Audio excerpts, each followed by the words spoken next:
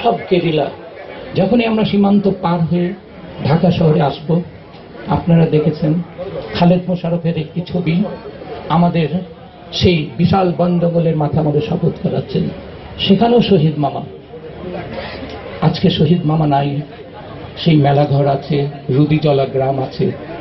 সেই মেলাঘরে দুর্ধর্ষ war hero Khaled Mosharraf নাই, মেজর হায়দার নাই, চলে গেলেন শহীদুল হক মামা।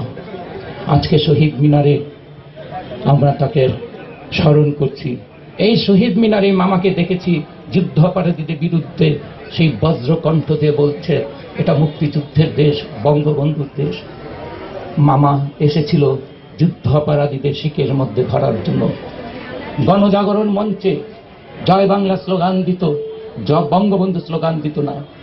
আমি দেখেছি এই শহীদ মামাকে সেটা ভেঙে চুরমার করে দিতে।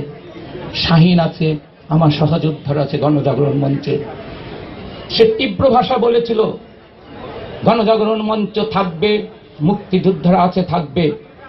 যে যুদ্ধাপরাধী মুজাহিদ দম্ভ করে বলেছিল বাংলাদেশে কোনো যুদ্ধাপরাধী নাই, শহীদ মামাকে দেখেছি।